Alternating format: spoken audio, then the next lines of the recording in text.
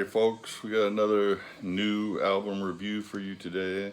We're going to be looking at Brainstorm, Plague of Rats. This is their 14th album. Of course I forgot to write it down.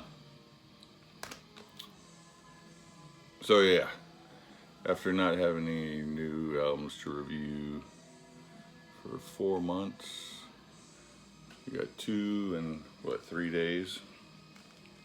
And I was telling Keith from Metal Down Under that by this time last year I had purchased probably about 14 new albums already since the beginning of the year last year, and this year I've got 2.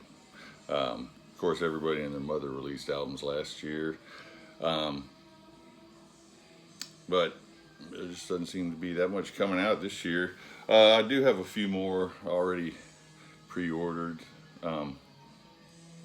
Said damn shipping, and every time, I mean, there's been a few times I've wanted to buy some stuff. I've gone to get it. I get to add the shipping, and I'm just like, man, I'm not paying that for shipping.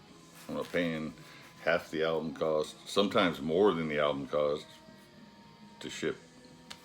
So anyway, enough of that pissing and moaning. We get back to Brainstorm, Plague of Rats. Like I said, these guys are out of Germany, power metal. Started putting out albums in 1997. My first album from them was Soul Temptation. I did not buy it in 2003, but that's when it came out. Still my favorite album by them. Back then they had more of a US power metal sound. They've kind of gotten away from that, maybe going back about 2007 maybe. They started going in, adding more European power metal into their which means more keyboards, more sing-along choruses, gang choruses, that type of thing. So anyway, almost threw that on the floor. There we go. There's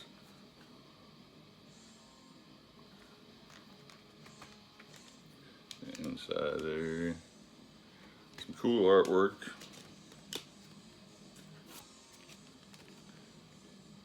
The Hindu theme comes out in a couple of songs. I don't even know if I've looked in this booklet or not.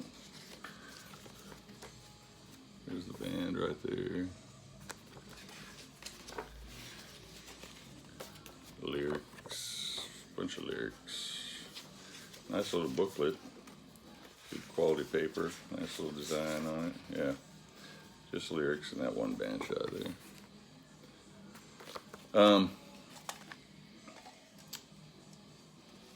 So let's see, first track, well, I did notice, mine is the jewel case. I did notice that there was a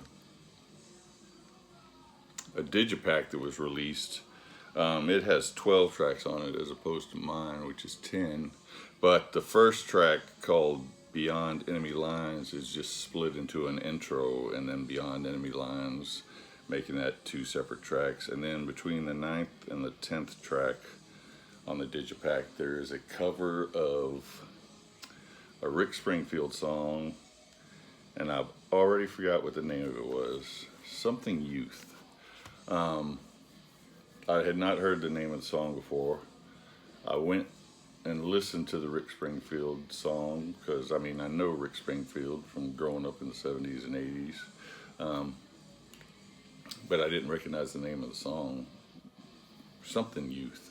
So anyway, I went and found the song. It turned out to be from his mid-80s period, where he started waning in popularity, and this song would be one of the reasons why. It was absolutely horrid. I can't imagine what would possess Brainstorm to cover that song.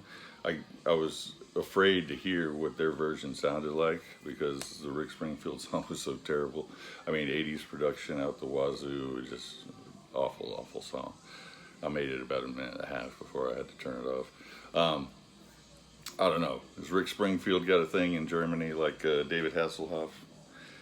But anyway, so the first song, yeah, it's called Beyond Enemy Lines. It does have, like I said, the theatrical opening, which is split into 2 tracks on the digipack. Thrashing drums, soaring vocal delivery. It's got the gang chorus, which the chorus kind of brings it down a little bit, but it's still a strong song, saved by some tasty guitar work. That's going to be a reoccurring theme, saved by the guitar work. Chorus kind of brings the song down. The next song is probably my favorite song on the album. It's called Garuda, Eater of Snakes. It's got the Indian flair to it. Garuda is a Hindu deity. It's a good driving classic Brainstorm song. The next track's called False Memories. More excellent drumming. Dieter Bernert, he's been with the band from the beginning. He's tearing it up on this album. Driving the album pretty much all the way. It's got the gang choruses again, which the gang choruses just kind of bring the songs down, in my opinion. They're not terrible. They just kind of pull you out of you got this driving beat going, you got the soaring vocals going, and then it comes in with the gang chorus. And it's usually a pretty simple gang chorus, so it just kind of brings the song down a little bit. Again, saved by some tasty guitar work at the end. The 4th song is called The Shepherd Girl, Gita Govinda, which you get some more Indian flair on this one. Gita Govinda is a work of poetry by a Hindu poet. It's an okay song. We start running into some repetition here. So the album starts losing a little steam. Your Soul That Lingers in Me is the next song. It very much sounds like it was gonna be a single. You get some female vocals in here from Alina Sirila. I think that's how you say her name. From Leaves' Eyes. It doesn't really help the song out. Her vocals don't save it, I should say. They don't detract from the song, but it's just not really that strong of a song. Masquerade Conspiracy, more European power metal. There's a line in the song that says keeps on repeating again, which I kind of felt was apropos when listening to that song. Then the next song, From Hell, Alexander Krull from Leaves' Eyes is on this one, and he brings in some harsh vocals. They're just used as accents. Think like Predator from Thunderbolt by Saxon, the way they used the harsh vocals as an accent in that song. It's got driving drum beat, driving guitar. The whole song is driving. This is a song where the gang choruses actually work. Because they actually it's kind of the gang chorus the entire song. So it doesn't pull away from the song. It actually is kind of the song. The Dark of Light, okay track. Then the next track, Crawling. Another okay one. There's some nice guitar work on that one. The album needed a lot more guitar work.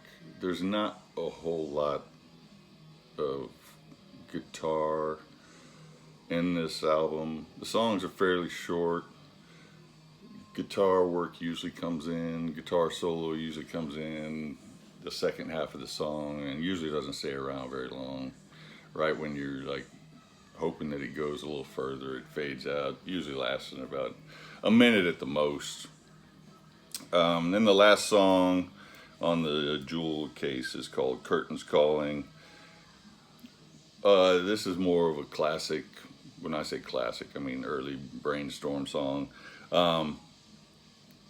It does have some tasty dual guitar in it and some nice riffing towards the end. Could have used a lot more dual guitar. Like we could have used a lot more guitar and a lot more dual guitar in this album. There wasn't much of either, for my taste anyway. I mean, if you like the direction Brainstorm's been going in since, I would say, Scary Creatures, then you're not going to have any problem with this album. You'll like this album. I still prefer the Ambiguity, Metis Mortis, Soul Temptation. Excuse me. That's kind of the era of Brainstorm that I prefer. So I'm going to give this one 7.5 out of 10. Solid album, but nothing earth-shattering. Like I said, if you like what Brainstorm's been doing, I think you'll like this album. So check it out. Let me know what you guys think. Have a good one.